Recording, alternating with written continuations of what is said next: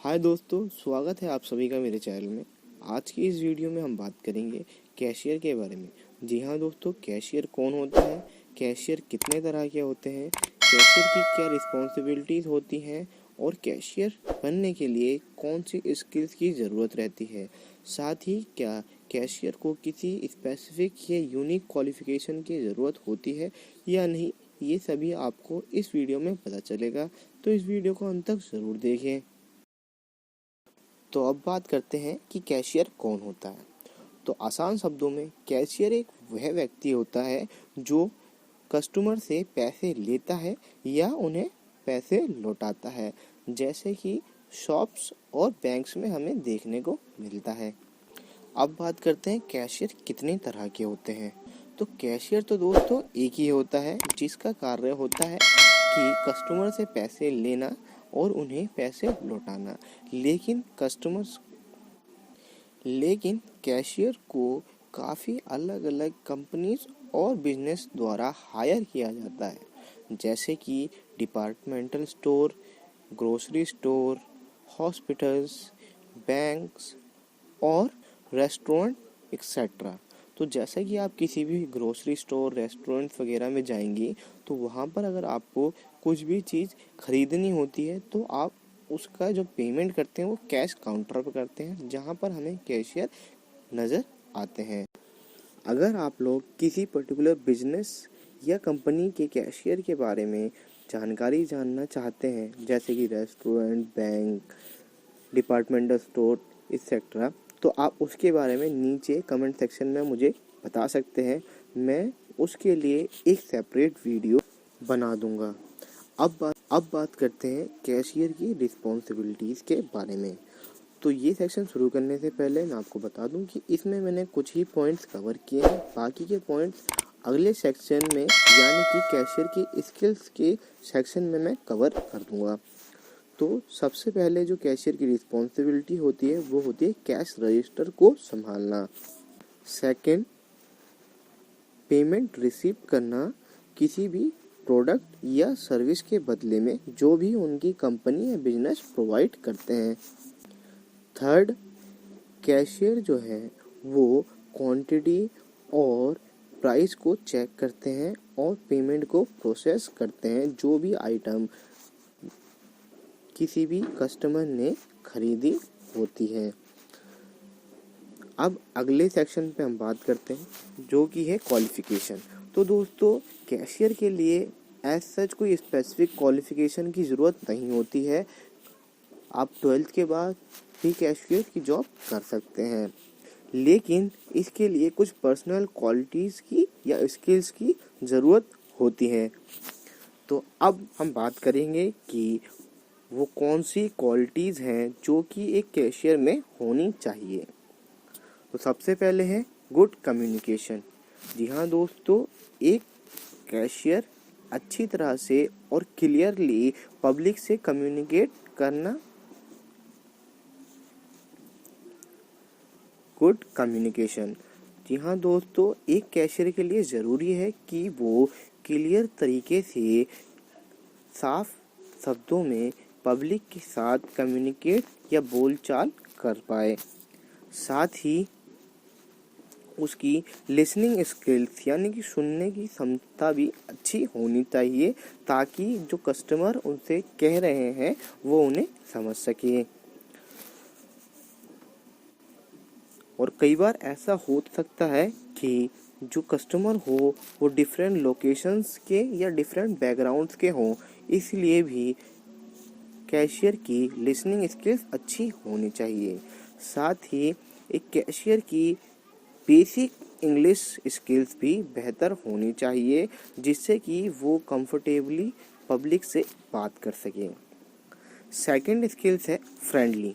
जी हाँ दोस्तों, कैशियर जो है वो अपनी कंपनी को रिप्रेजेंट करता है, इसलिए कैशियर का जो बिहेवियर है वो फ्रेंडली और अप्रोचेबल होना चाहिए, ताकि वो जनरल पब्लिक से डेली बेसिस पर कम्युनिकेट कर पाए और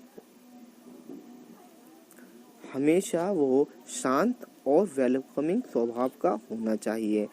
ये फ़र्क नहीं पड़ता कि कैशियर का स्वयं का मूड यानी कि खुद का मूड कैसा है। कई बार ऐसा हो सकता है कि कैशियर का खुद की पर्सनल किसी वजह से मूड खराब हो सकता है, लेकिन उसका बिहेवियर जो कस्टमर है उनके साथ हेल्पफुल और फ्रेंडली होना चाहिए, जिससे वो अच्छी कस्टमर सर्विस प्रोवाइड कर सके, जो कि कस्टमर को इनकरेज करेगा कंपनी में या बिजनेस जो भी वो कर रहे हैं उसमें लौट कर आने के लिए। थर्ड जो क्वालिटी एक कैशियर में होनी चाहिए वो होती है अंडरस्टैंडिंग। जी हाँ दोस्तों, ऐसा ज़रूरी नहीं है कि कस्टमर हमेशा आपसे या आपकी सर्विस से खुश हो, इसलिए एक कैशियर के लिए ये भी ज़रूरी है कि वो अपने कस्टमर के प्रॉब्लम्स, उनकी ओपिनियंस और उनकी ज़रूरतों को समझ सके और इसके साथ ही एक क्वालिटी हेल्प जो है उन्हें प्रोवाइड कर सके एक सस्टेनेबल सॉल्यूशन के साथ या सूटेबल सॉल्यूशन के साथ। अगला जो है वो है लॉजिकल। जी हाँ दोस्तों, एक कैशियर को लॉजिकल होना भी ज़रूरी है ताकि वो किसी भी प्रॉब्लम को बहुत जल्दी या जल्द से जल्द सुलझा सके। कई बार ऐसा भी हो सकता है कि किसी वजह से कैशियर को रिफ़ंड करना पड़े। जी हाँ दोस्तों, ऐसा भी कई बार सिनेरियो हो सकता है जहाँ पर जो कस्टमर है वो अपना जो पेमेंट है उन्हें रिफ़ंड मांगे। तो ऐसे में कैशियर को अपना लॉजिकल स्किल्स का इस्तेमाल करते हुए ये डिसाइड करना चाहिए कि जो रिफ़ंड वो रिक्वेस्ट कर रहे हैं वो उन्हें मिलना चाहिए या नहीं, उनकी गुड्स या सेल्स जिसकी भी वजह से वो मांग रहे हैं। और ये क्वालिटी इसलिए भी ज़रूरी है जब हो सकता है कैशियर खुद अकेला ही काउंटर पर मौजूद हो और उनके साथ कोई भी साथी स्टाफ मेंबर वहां पर सलाह मशवरे के लिए मौजूद ना हो। तो इस समय पर कैशियर को अपनी लॉजिक स्किल्स के साथ ये फैसला लेना चाहिए कि उन्हें कस्टमर को रिफंड करना है या नहीं। साथ ही जो अगली स्किल्स है वो है वेल प्रेजेंटेड। जी हाँ दोस्तों, आप किसी भी कंपनी के जज जो है वो उसकी अपीयरेंस या उसके स्टाफ को देखकर करते हैं, इसलिए कैशियर से एक्सपेक्ट किया जा सकता है या किया जाता है कि वो नीट, क्लीन और ऑर्डर लेने की स्थिति में हो और एक प्रेजेंटेबल मैनर में अपने वर्क स्टेशन पर खड़े रहें। कई बार ऐसा भी हो सकता है कि कुछ पर्टिकुलर यूनिफॉर्म जो है उन्हें पहननी पड़े और कई बार कुछ रूल्स एंड रेगुलेशन भी होते हैं जिन्हें उन्हें फॉलो करना होता है। नेक्स्ट जो क्वालिटी है वो काफ़ी इम्पोर्टेंट हो जाती है क्योंकि यह है ट्रस्टवर्दी।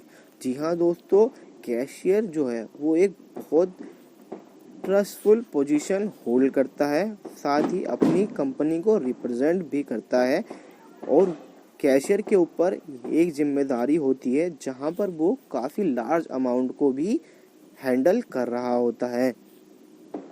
तो उन पर ये ट्रस्ट किया जाता है कि वो एक अच्छी और ईमानदार सर्विस प्रोवाइड करें और ये इंश्योर करें कि उनके टाइम पीरियड पर यानी कि उनके शिफ्ट की टाइमिंग पर जो भी अमाउंट कलेक्ट किया गया है, जो भी पेमेंट रिसीव की गई है, वो उन्हें कैलकुलेट कर अपनी शिफ्ट की एंड तक नेक्स्ट शिफ्ट के पर्सन को प्रोवाइड करें, या फिर अगर उनकी शिफ्ट के टाइम पर डे एंड होता है तो वो पूरा बैलेंस शीट या पूरी शीट पेमेंट्स की तैयार रखें, जो कैश रजिस्टर में भी वो एंट्री कर सकते हैं, ताकि कितनी पेमेंट्स आई, कितना गुड या सर्विसेज प्रोवाइड की गई, ये सारी की जिम्मेदारी कैशियर के ऊपर होती है।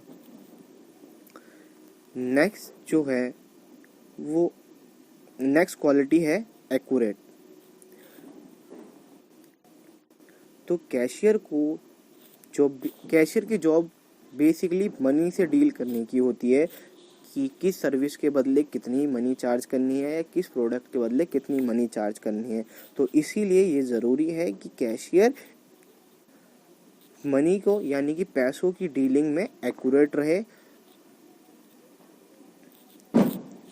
और साथ ही जो भी अमाउंट कस्टमर द्वारा रिसीव किया जा रहा है और उन्हें चेंज रिटर्न किया जा रहा है वो एक्यूरेट हो, सही हो, बिल्कुल परफेक्ट हो, उसमें कुछ ऊपर नीचे नहीं होना चाहिए और उन्हें करेक्ट अमाउंट रिटर्न किया जाए और करेक्ट अमाउंट ही उनसे कलेक्ट किया जाए।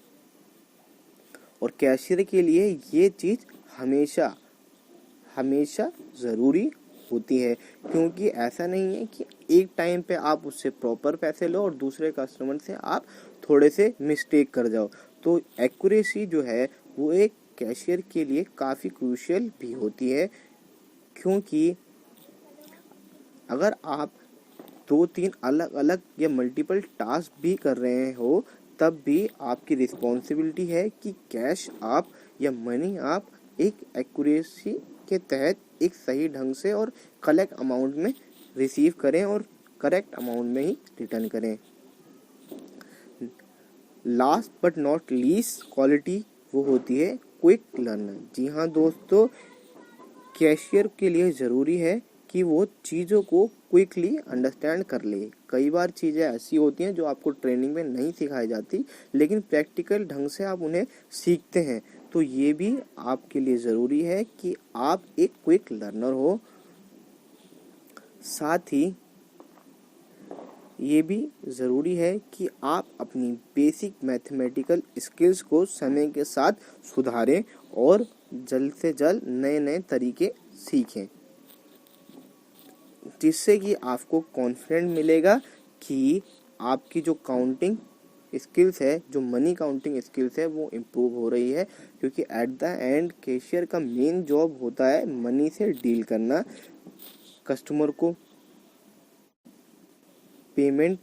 कस्टमर से पेमेंट रिसीव करना और उन्हें चेंज या रिटर्न में जो भी सर्विसेज गुड और उनका बकाया राशि होती है वो प्रोवाइड करना।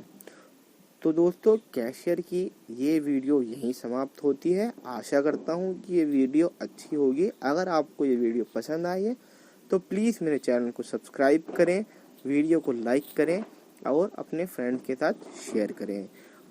साथ ही आपको और किन जॉब्स के बारे में जानकारी चाहिए आप नीचे कमेंट सेक्शन में बता सकते हैं। मैं कोशिश करूँगा कि उन सभी टॉपिक्स पर, उन सभी जॉब्स पर एक वीडियो ज़रूर लेकर आऊँ। Thank you so much.